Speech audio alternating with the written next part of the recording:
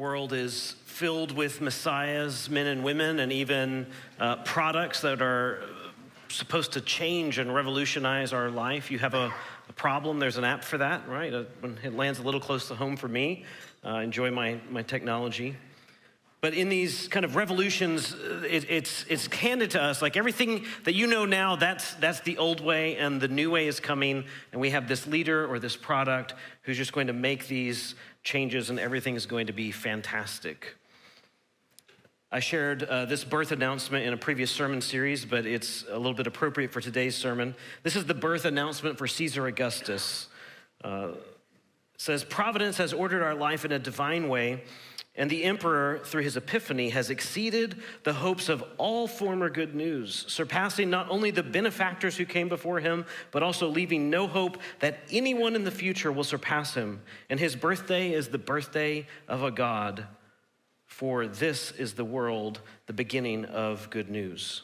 In this narrative, the Roman emperor is the savior, and the good news is the peace of Rome that Rome will bring when it conquers all of the nations, and this is for everyone. Rome is not alone in this assertion. The Mongolian Empire, the largest empire in history, wanted the same thing, wanted all of the nations united under one ruler who would bring peace for everyone. This is a human desire. Egyptian pharaohs, Japanese emperors, Nepali kings, the Dalai Lamas, Roman emperors, they all shared this in common, that they were either the divine or the incarnation of the divine sent to bless the world.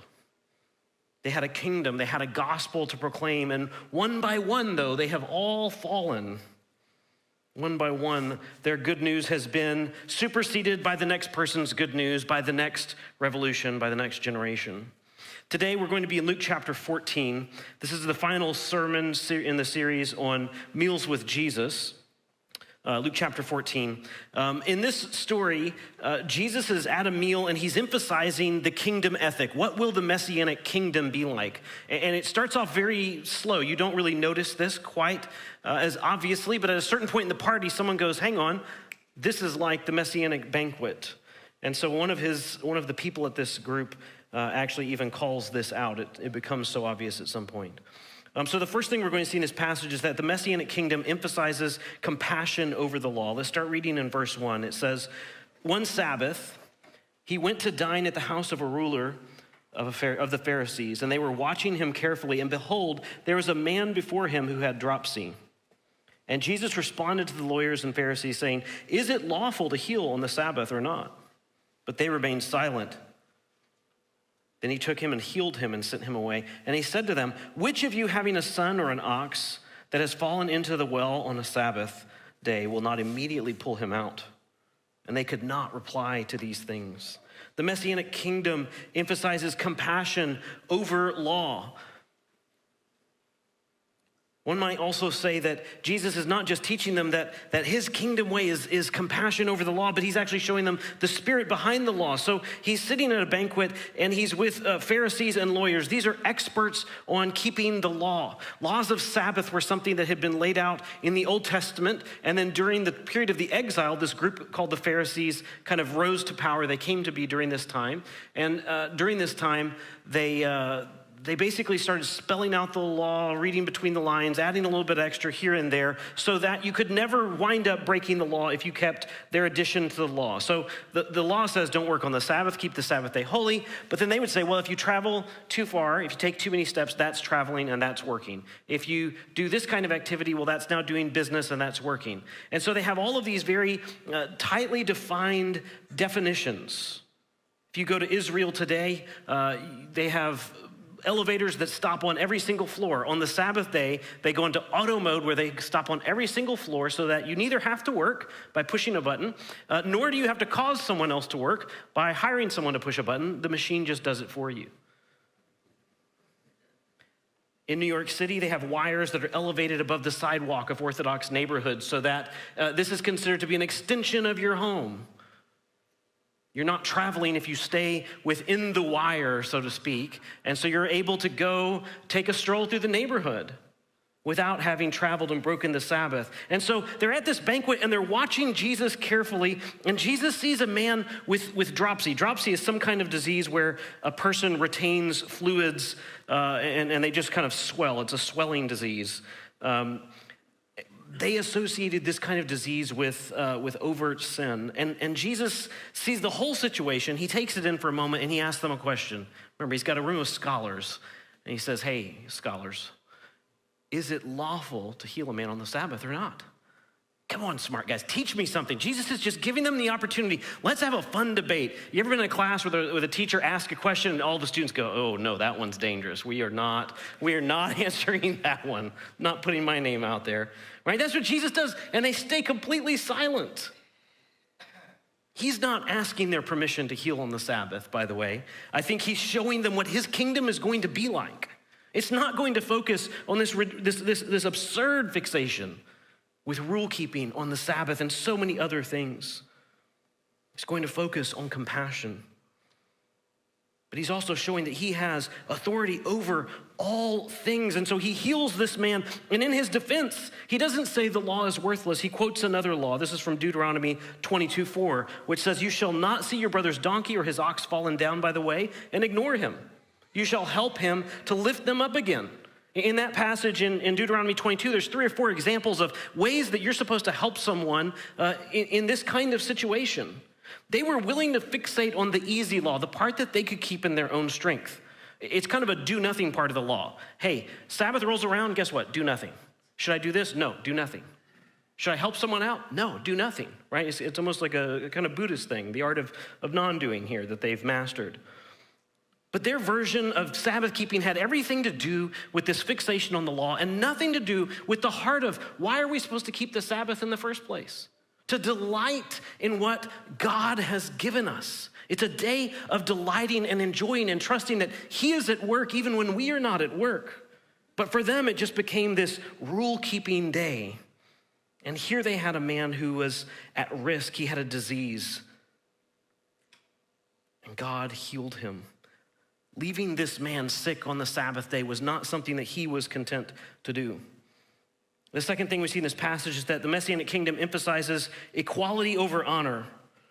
Verse 7 says, he told a parable to those who were invited when he noticed how they chose the places of honor, saying to them, when you are invited by someone to a wedding feast, do not sit down in a place of honor, lest someone more distinguished than you be invited by him. And he who invited you both will come to you and say to you, give your place to this person. And then you will begin with shame to take the lowest place. But when you are invited, go and sit in the lowest place so that when your host comes in, he may say to you, friend, move up higher. Then you will be honored in the presence of all who sit at the table with you. For everyone who exalts himself will be humbled, and he who humbles himself will be exalted. So Jesus, he's taken his seat in this party at this dinner, and he notices, where are people sitting? And immediately, just sort of human nature plays out. People who think of themselves as important, they go and they sit in the important seats, the seats of honor. And now Jesus gives them this little story, which is probably a fear for many people. If you've ever been to a wedding, you see sometimes the elaborate lengths that wedding planners go to keep certain people at certain tables and away from other tables, right? You know, you can't take, cranky uncle so-and-so and put him with that person because they're gonna start talking politics and it's gonna, be crazy up in here.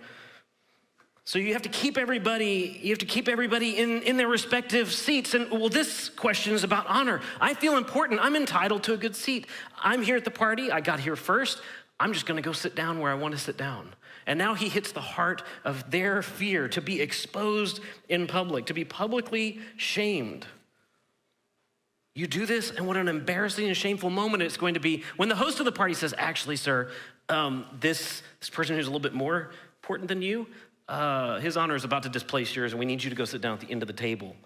And so he's getting to this heart of their fear. Jesus' advice is, be humble and wait. Verse 11, he says, for everyone who exalts himself will be humbled, and he who humbles himself will be exalted. This speaks to a part of God's nature. How does he see humanity?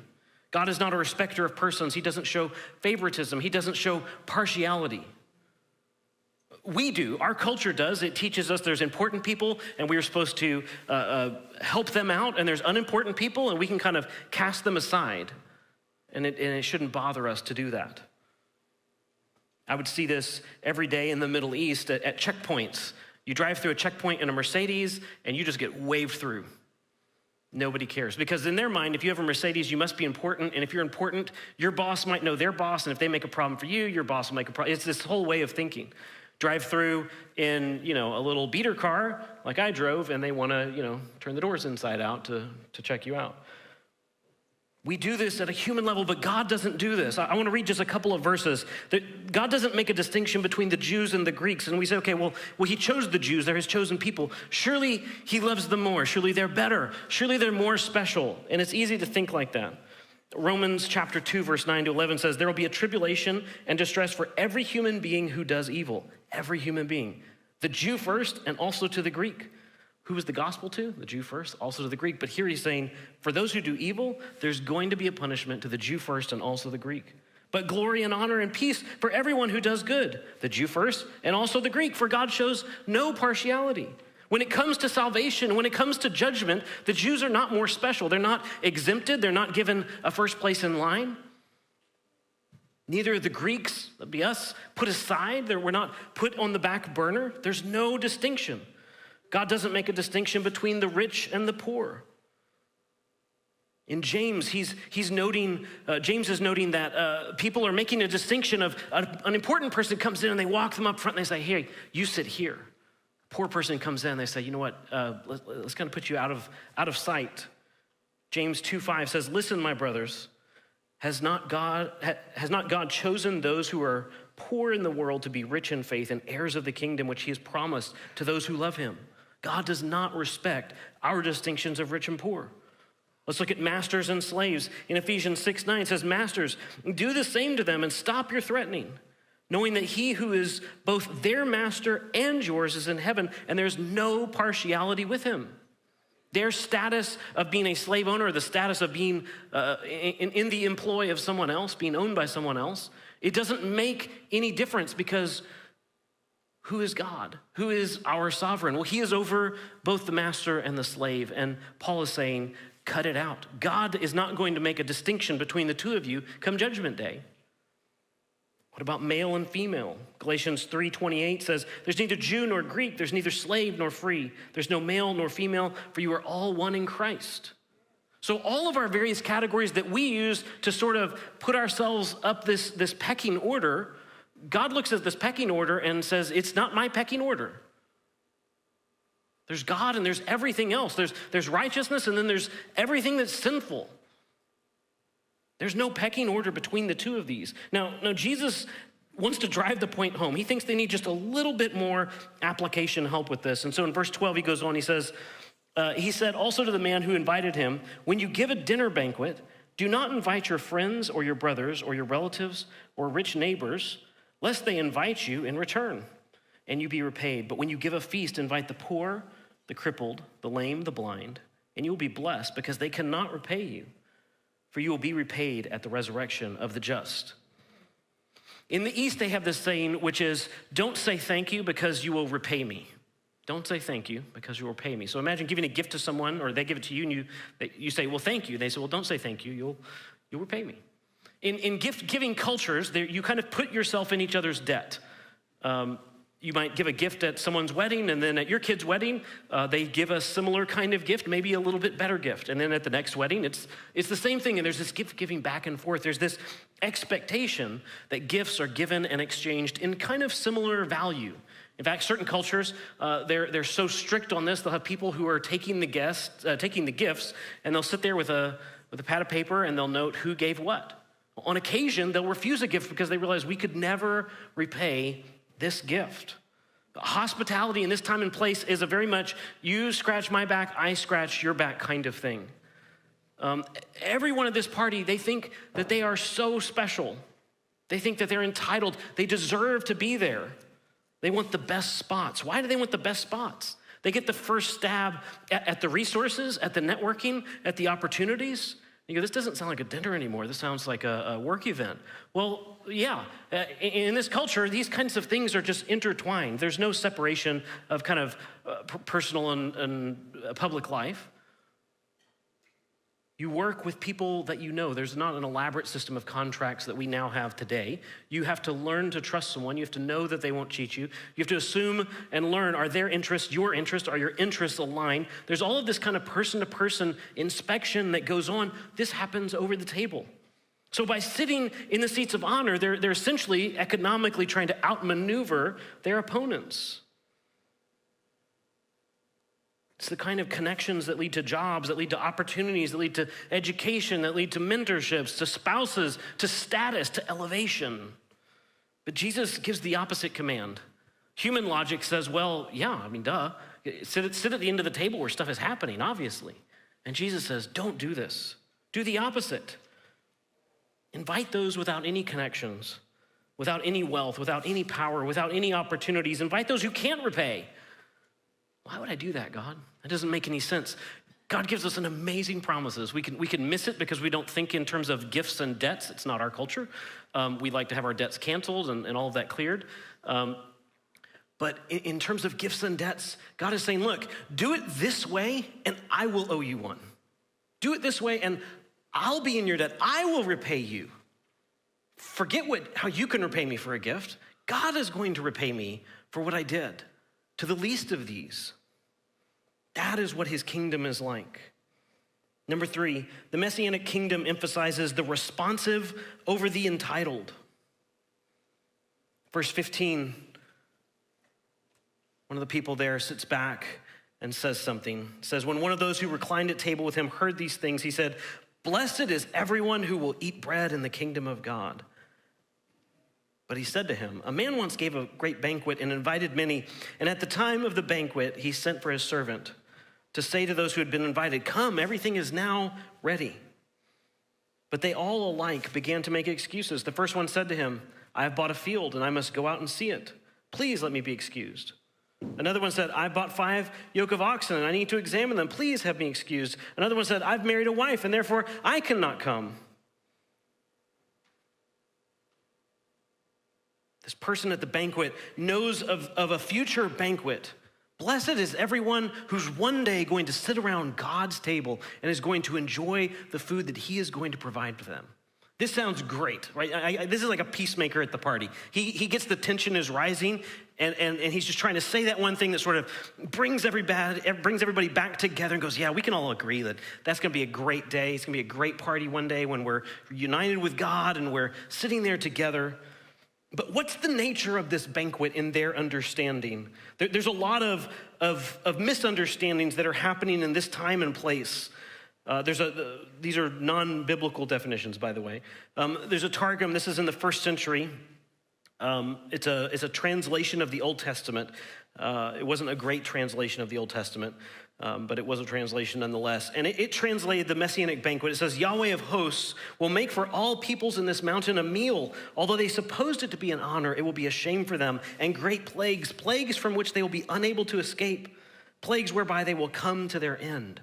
So that version of the Messianic banquet doesn't sound like the kind of thing that we want to go to. Hey, come sit at the Messiah's table, and guess what? It's a trap, actually. You're going to have great plagues happen to you at this banquet. I think all of us say, no, thank you. We'll take a pass. There's a 2nd century book, the book of Enoch. It speaks of this banquet and affirms that the Gentiles are going to be included, but the angel of death is going to be there going before them, and he's going to kill all of God's enemies, and they're going to have to essentially wade through all of this gore on the way to the banquet. Again, no thank you. Enoch has more than one reference to this story, and some of these are a little bit conflicting and even a little bit mythological. There's one of these versions where the Messiah takes these 2 beings that are some kind of dinosaur-like dragon, Leviathan and Behemoth. And at this banquet, he is going to kill these beasts, and he's going to serve them for food. I like to try things, but I think I'll draw the line there. They are hoping that the future banquet looks like their current banquets. Right? When this guy says, hey, blessed is he who sits in God's kingdom, eats at the table, and enjoys this meal, what he's thinking is, it's going to be us. It's going to be people like us. This group right here, if we were in the kingdom and sat around God's table, that'd be all right. That's what he's thinking. Invite me, I deserve it. That's not what the meal's going to be like. Let's go on to verse 21. It says, so the servant came and reported these things to his master. He's reporting the excuses that these people are giving. Then the master of the house became angry and said to the servant, go out quickly to the streets and the lanes of the city and bring the poor, the crippled, the blind, and the lame. And the servant said, sir, what you have commanded has been done, and still there is room. And the master said to his servant, go out in the highways and hedges and compel people to come in, that my house may be filled. For I tell you, none of those men who were invited shall taste my banquet. Let's look for a moment. How does the Bible describe this Messianic banquet?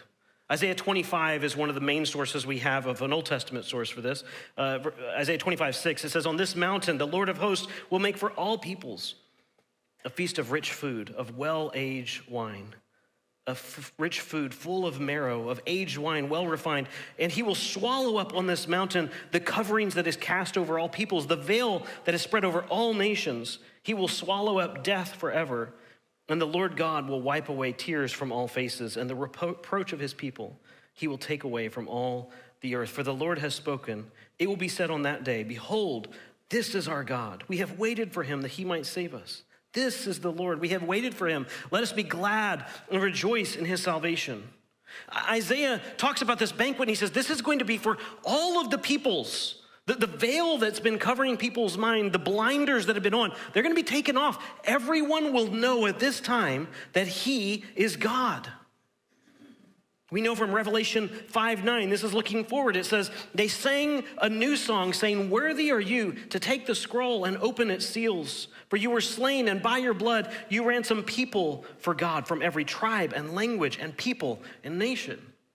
God's Messianic banquet doesn't look like a few holier-than-thou elitists sitting around the table looking down their noses at the destroyed nations. It looks like God having sent his Messiah to group after group after group, and to send the apostles and to send us out into the world to compel people to come in to the banquet. This is what the kingdom looks like. But the people who he invited started making excuses. I've bought a field. I have some oxen. I have a new wife. These are the people who were supposed to come to the banquet. I've bought a field. You didn't buy the field without looking. No one buys a piece of property without checking it out. I bought some oxen. You don't buy them sight unseen. How does that work? They're giving very dumb excuses. I mean, they're basically saying, look, I need to sweep under the rugs and change the vacuum cleaner bags, dust the light bulbs. Those are the kind of excuses that they're giving. The final one says, look, I've married a wife. He's just being crass about it. He's giving the same kind of excuses. So the servant comes back and says, Master, these people are giving excuse after excuse after excuse. And the master says, hey, go out and bring in people. Who is he bringing in?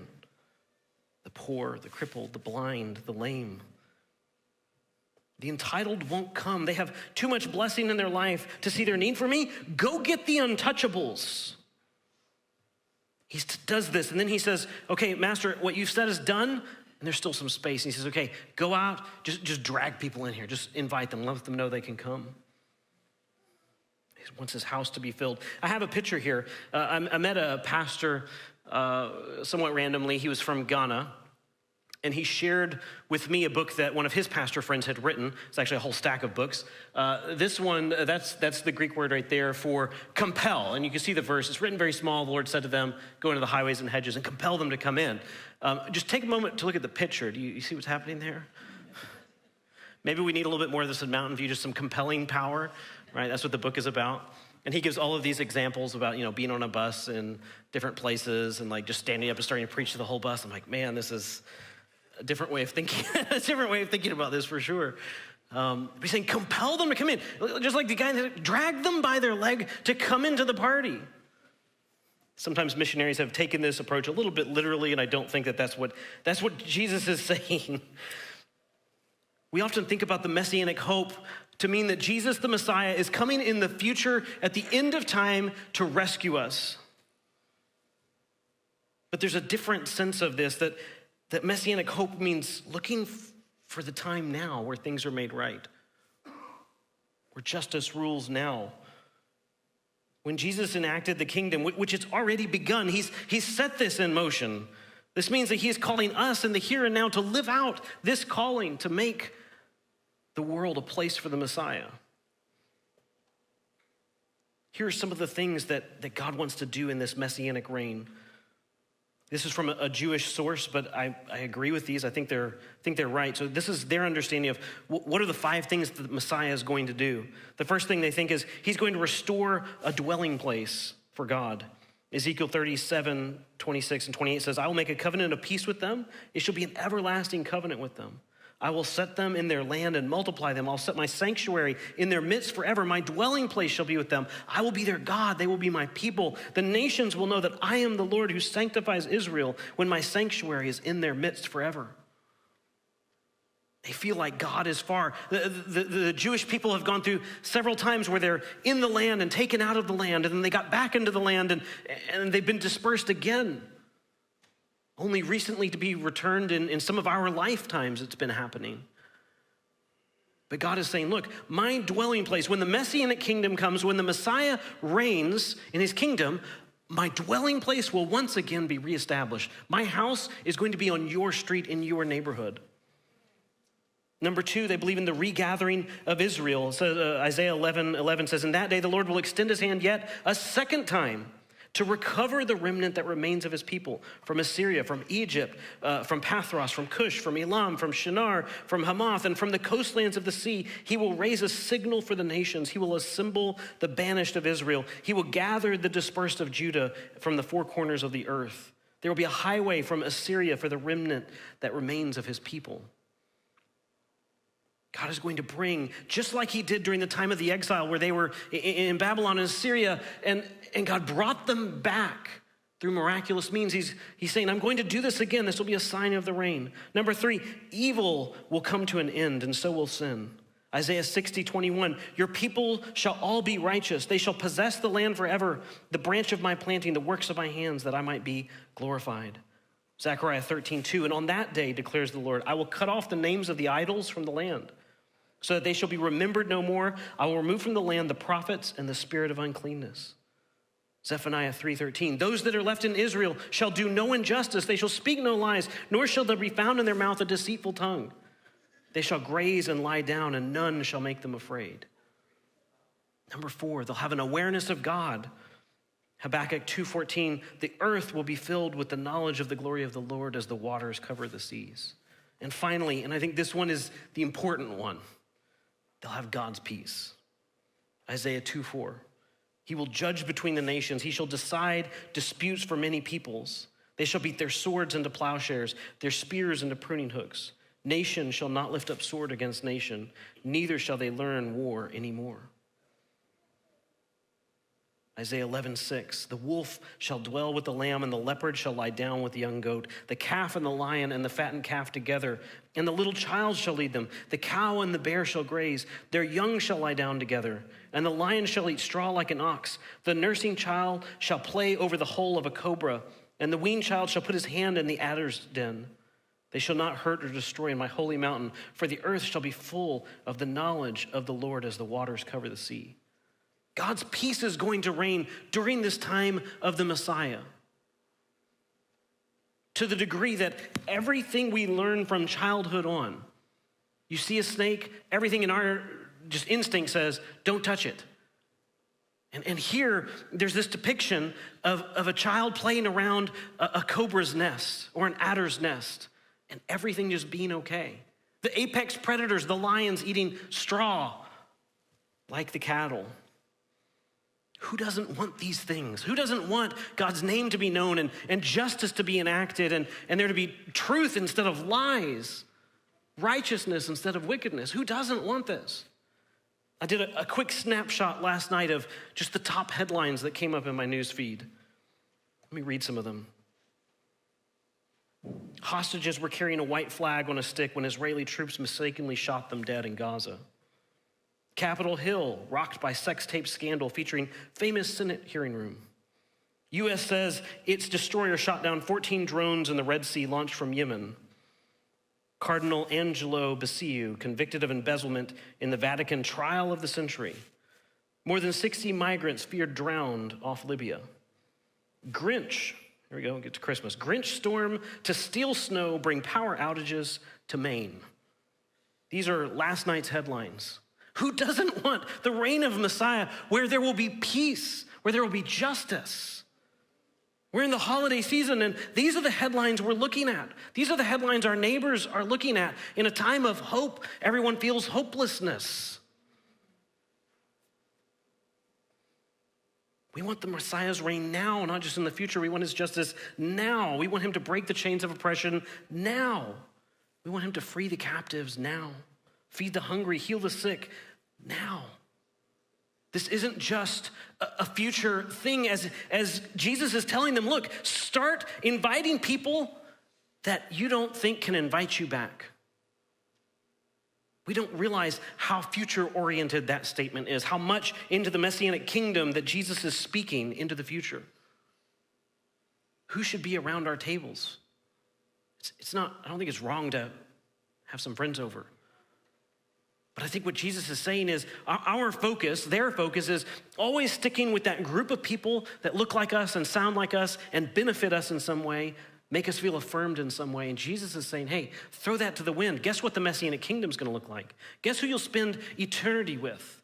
It's going to be people from every tribe and tongue, people who don't deserve it, people who are untouchable. That's who you're going to be sharing God's table with. And Jesus is saying, invite them now. There's an element of nowness to the Messianic kingdom.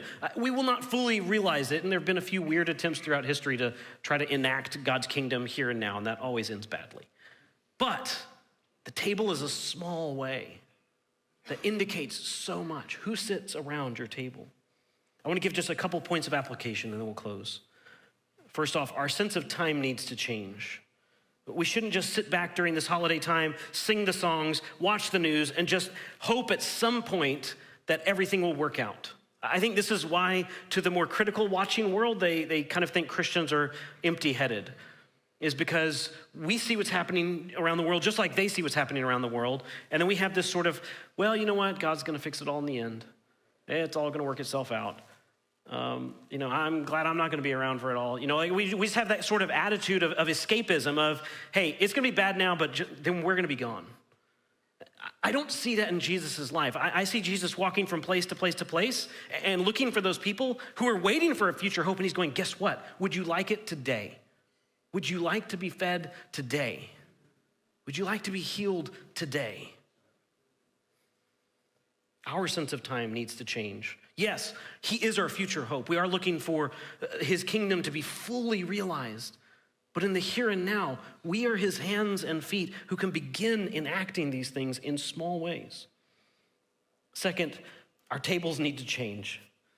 One of the things that we can do now is to join our lives to the lives of those that God is wanting to welcome into his kingdom. Those that he is wanting to see worship him around the throne one day. Remember, the table is not just the table, the place for food. That's what it is in our culture. In our culture, to make this kind of a one-to-one comparison, we'd have to say, well, the table has to extend beyond just the eating time.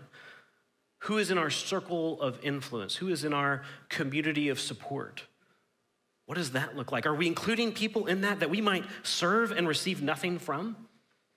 Because Jesus is saying we ought to. Finally, our priorities need to change. We cannot prioritize ourselves and those who deserve it. We have to prioritize who and what Jesus prioritizes. Having the priorities of our home and business and real estate is the wrong set of priorities. Those who were focused on these things, those who were focused on, hey, look, I just bought some new real estate. Hey, I just bought some new farm equipment that's gonna help me plow the field.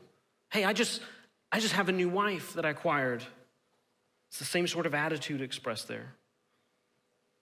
Jesus isn't impressed by that. And in this story, those are the people who are too busy on the things of this world to realize they got invited to the banquet of banquets, and they're missing out for a couple of oxen and a field. The message is so important. The master tells his servant, go out, compel them to come in. Jesus is not going to be impressed by the size of our fields, the health of our oxen, and the time off that we're due. That was what the claim with the wife was about. Our priorities need to change so that when we see the crowd and Jesus sees the crowd, we're looking at the same people. We're looking for the same thing. Let me close this in a word of prayer. Lord, through this series, you've challenged our perception on so many things that we think about how grace works and sin works and who you love and how you love us and all of these different facets. Today is no different, where you challenged who our circle of support is, who sits around our proverbial tables or maybe our literal tables. God, I pray that as we are looking at the same news that everyone else is, that sense of hopelessness and despair wouldn't overcome us. I pray that instead we would meet it with this understanding that right now and today we can live differently. We don't have to follow the categories. We don't have to take the script that is handed to us by our culture. We can live in a different way right now. We can see the glory of your Messianic kingdom right now in small ways. I pray that our eyes would be open to the needs of our community, Lord, to those who are hurting around us, to those who have no one protecting them, to those who are untouchable, to those who are outcast, that you would set our eyes on them, that we would find a way to include them, not just at the table, but in our lives. Because God, you want to include them in your kingdom. These are the people that you came for. Your choosing of the Jewish people is not because they were better. You chose them and they rejected you, and this is this grand drama that plays out in front of us of those who deserve, of those who are entitled, of often are those who miss it. God, I pray that we would not miss where